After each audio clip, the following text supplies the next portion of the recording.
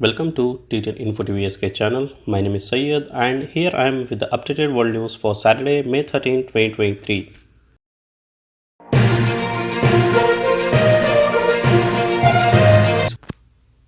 Saudi Arabia has concluded humanitarian evacuation of its citizens and the national of brotherly and friendly countries from Sudan. The humanitarian evacuation by the kingdom benefited 8,455 people including 404 Saudis and 8,051 other belonging to 110 nationalities. They were evacuated by fleets of Royal Saudi Navy vessel and Royal Saudi Air Force. The kingdom also assisted brotherly and friendly countries in evacuating 11,184 of their nationals to the kingdom en route to their homeland. The kingdom provided the evacuees with full care and follow-up assistance throughout the evacuation and during their stay in the Saudi territory until they departed. The Ministry of Foreign Affairs expressed the Saudi government thanks and appreciation to the brothers in Sudan for their cooperation in facilitating the evacuations. It also expressed thanks to all the government of brotherly and friendly countries that follow up on the affairs of their nationals who were evacuated from the Sudanese territory and cooperated in ending the procedures regarding their return to their home countries.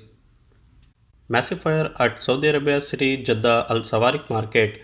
The Saudi Civil Defense Authority has brought under control a massive fire that hit Jeddah's Al Sawarik market. Presumptive measures were implemented with the cooling work being carried out. The Saudi Civil Defense tweeted in Arabic, "The huge fire erupted in the market in the southern part of Jeddah early Friday, but no injuries were reported." The market, known for offering goods at very low price compared to shopping malls in the city, sold a diverse array of merchandise. Thousands of Americans are safe because of Saudi Arabia's effort. Thousands of US citizens are safe because of Saudi Arabia's effort in evacuating them from Sudan, US Ambassador to Saudi Arabia said on Thursday. Michael Ratney, who recently landed in the kingdom and started his new mission as Washington's top diplomat in Riyadh, came out on Twitter thanking the kingdom for its recent humanitarian effort in Sudan. In a video posted on the US Embassy's account on Twitter, Ratney spoke out in almost fluent Arabic expressing gratitude and appreciation to the kingdom. He said, "I visited Jeddah to thank our Saudi partner in evacuating American citizens from the war-torn Sudan." Explosion in Italy city Milan. Center leaves vehicle engulfed in flames. An explosion in the center of Milan has left several vehicles engulfed in flames. Videos from the scene showed cars and motorbikes on fire in a street between two buildings, one of which is pharmacy with thick black smoke billowing from the blast. Italian media reports that the explosion happened after a van carrying oxygen cylinders caught fire. Euronews journalist Aliso Del Anna in Milan says 4 people were reportedly injured in the blast, which happened in the northern city's Porta Romana neighborhood. He says the area has been sealed off and a nearby kindergarten was evacuated. ANS, a news agency, says that according to initial information from the fire brigade and police, a technical problem with the van may have caused the blast. At least 5 cars and 4 mopeds were alight with the blaze, scorching the facade of building on the street, according to local newspaper. Reopening of Riyadh airport will alleviate humanitarian crisis in Yemen, local governor says. The Arab group of countries which has been protecting the airport during the civil war retained control of its local authorities in the southeastern provinces of Hadramaut. Terminals, car parks and other facilities will be renovated and new routes are planned. Yemen's Prime Minister directed the Transport Minister to quickly implement the plan.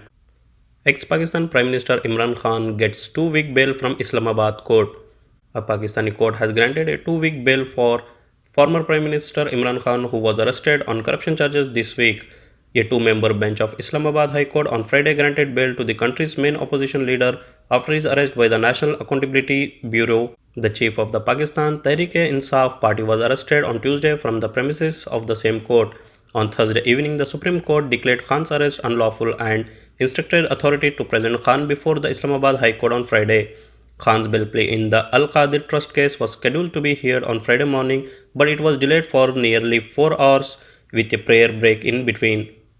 The cricketer turned politician has been charged in more than 100 cases, including corruption and terrorism, since his removal from power last year in a parliamentary no-confidence vote. Pakistan's economy takes new hit from protest. On a hot day in Karachi, Mohammad Junaid, an employee of Pakistan Railways, stops his motorcycle by the roadside to ask passerby if they need a ride. Junaid works part-time for a ride-hailing service provider and earns about 800 Pakistani rupees, which is $2.7 daily. He told to Al Jazeera News, "My salary is not enough to meet expenses. I must work for bike rider to provide for my family." However, the suspension of internet service has diminished his income as rides are booked on the app, which needs the internet. The same in the case with thousands of app-based food delivery service riders. Severe internet connectivity issues were reported across the country, big cities in the last 3 days following the arrest of Imran Khan, chairman of the Pakistan Tehreek-e-Insaf political party. Protests erupted throughout the country after the arrest, including one in front of the Pakistani Army General headquarters. Many cities witnessed violence.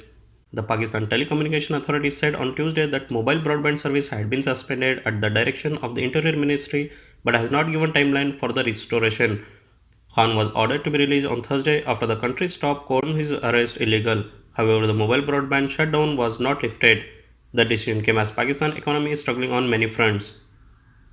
Thailand election: who could become the next prime minister? Thailand goes on the polls on Sunday with many voters hoping for an end to the cycle of election, protest and coups that has hampered the country's politics for years. Polling stations open at 8 a.m., which is 1 GMT on May 14, with 500 seats in the lower house of parliament up for grabs. A preliminary result is expected the same night, as Thailand operates a mixed voting system that includes direct voting as well as party list based on voters' party preference. There is likely to be some uncertainty over the form of the next government as the different parties jockey to form coalition. The final choice of Prime Minister also needs the backing of the 250 members of the upper house who are appointed by the military. These are the potential candidates for Thailand's next leader. Indian city Allahabad High Court orders scientific survey of Shivling at Gyanvapi Mosque. The Allahabad High Court has directed the ASI to conduct a scientific survey of a structure which Hindu petitioner claims is a shivling inside the Gyanvapi Mosque in Varanasi. The Varanasi District Court had denied the petitioner request for the survey in October last year. In the order today, the High Court said the ASI should use a scientific method in surveying the structure and avoid damaging it. The Gyanvapi Mosque authorities have denied this structure is a shivling or relic of Lord Shiva. They said the structure is a part of fountain in the Wazu Khana where people perform ablution before offering salah. The structure was found earlier last year during a video survey carried out on Gyanvapi Mosque complex on the orders of lower court in response to a request by 5 Hindu women requesting a year-long access to pray at a shrine inside the mosque complex. 4 of the 5 petitioners had requested a scientific investigation including carbon dating to establish the age of shivling. The women claimed that the ancient idols of Hindu god and goddess are located inside the mosque. Securities and Exchange Board of India request for extension in Hindberg probe Indian Supreme Court decision on Monday. The Supreme Court today said it would decide on Monday on market regulator. SEBI has requested for 6-month extension to complete its probe into Hindberg case and indicates that it may agree to a 3-month extension. Hearing arguments, Chief Justice of India D.Y. Chandra reprimanded petitioners for alleging failure on the part of SEBI in completing its investigation. It's unfair for you to say that when the court-appointed committee report is yet to be opened, you have to be careful in making such statement as it would affect the stability of the market, the Chief Justice told to the petitioner. Stage set for counting of votes in Indian state Karnataka Assembly election. The electoral fortunes of top leader, Chief Minister Baswaraj Bommai of the BJP, Congress heavyweight Siddaramaiah and DK Shivkumar, and JDS HD Kumaraswamy among many others will be known tomorrow. Counting of votes pulled for the May 10 Karnataka Assembly election, which witnessed fierce contest between rivals BJP and the Congress, will be taken up tomorrow. Parties including the JDS wait with bated breath to know the outcome as hung assembly is a possibility.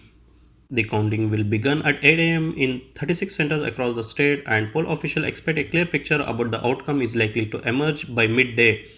Elaborate security arrangements have been made across the state, especially in and around the counting centers to avoid any untoward incident, official source told Press Trust of India. India CBI book IImran Khan, son of Bollywood superstar Shah Rukh Khan case officer Sameer Wankhede for corruption, raids 29 locations. The CBI on Friday filed a corruption case against Sameer Wankhede, the former Zoro director of the Narcotic Control Bureau, who was behind the infamous arrest of Shah Rukh Khan's son Aryan in 2021. The CBI also raided the premises of Wankhede and 28 other locations in 4 cities, Delhi, Mumbai, Kanpur and Ranchi in connection with the case filed by the NCB. That's all in today's headlines. Thanks for watching. If you want to receive more important headlines around the world, keep watching T10 Info TV SK channel by subscribing and hit the bell icon to receive notification.